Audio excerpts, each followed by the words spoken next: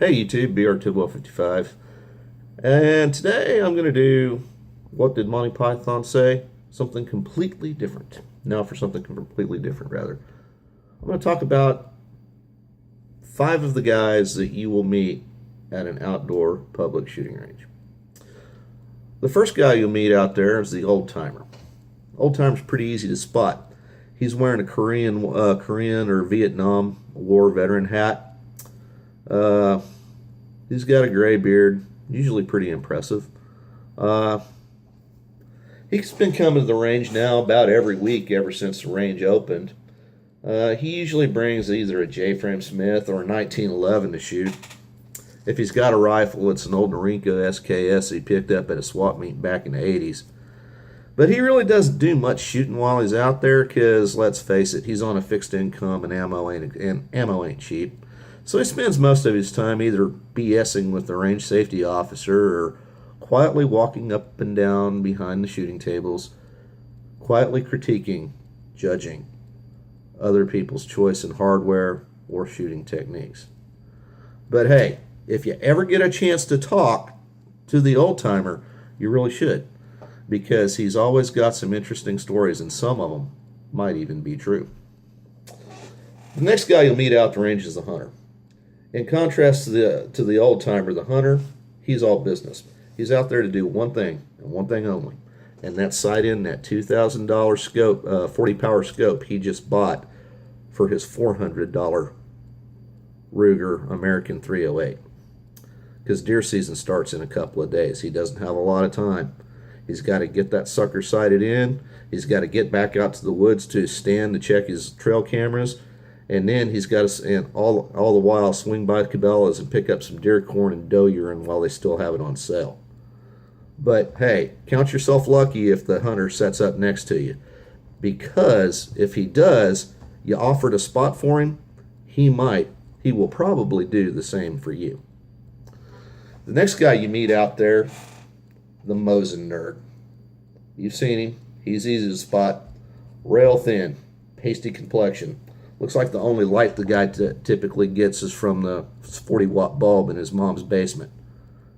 His arms are so small, it looks like he could barely bench press a couple of pie plates. Yet somehow he manages to lug around that 8.8 pound Mosin that he is so proud of. And oh man, does he adore that rifle. Just ask him. He'll tell you about every arsenal mark and sickle and hammer and what all that means, wherever it's stamped on the receiver barrel, when that thing's been refurbished, if the barrel came from 1923 or the receiver came from, Tula in 1944.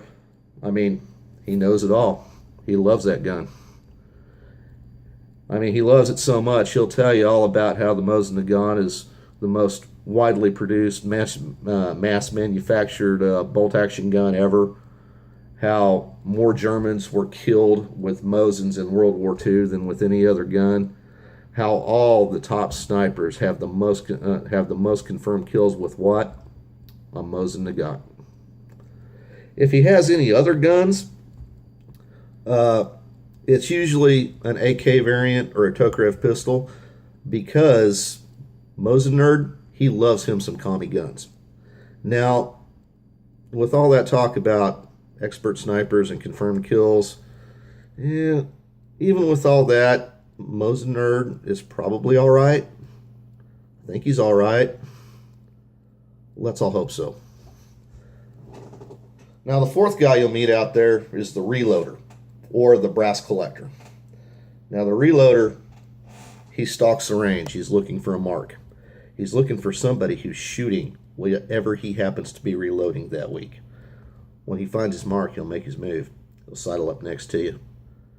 He'll ask you as casually as he can, "Hey, you want that brass?"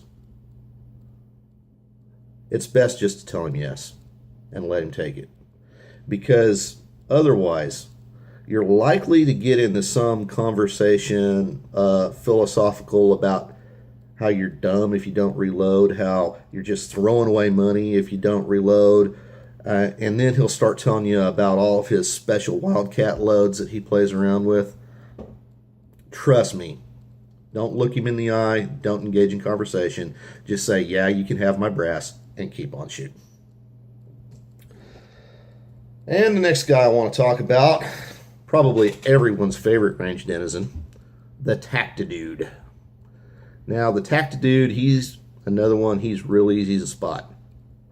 He's got olive drab cargo pants that can zip into shorts and a matching hat from 511 Tactical. His t-shirt is probably from Gruntworks. His safety glasses, his shooting glasses, wrap around Oakley's, because that's what James Yeager wears. He's got Molon Labe tattooed on one arm, and he's got the Gadsden flag tattooed on the other. He's brought out 3 different ARs. The first one he's got all set up for close quarters combat. The second one, that's his designated marksman rifle. And the third one, well, he's tuning it up special for a buddy of his. He also brought out 3 different Glock pistols with him. He'll get into an argument with the range safety officer about the necessity of actually pulling out and clearing his concealed carry piece. He's probably shooting nothing but steel case ammo, and when you ask him about it, he'll tell you, no, steel case doesn't hurt it. Besides, I'm saving up all my brass stuff. I'm taking a class with James Yeager next month. If he sees you shooting a 1911, he's going to give you a snare and say, dude, you need a Glock. If you ask him about his prior military service, he'll say something about how he wanted to get into the Marine Corps, but some football injury from middle school, kept him from being able to pass a physical. But, Tactidude ain't all bad. I mean, with all that gear that he's brought with him, he's practically a walking Midway catalog. So, this is BR Tidwell 55. Thanks for watching the video. Hope you enjoyed it. What other, denizens of the range have you guys run into in your travels? Go ahead and place a comment down below. We'll see you down the road.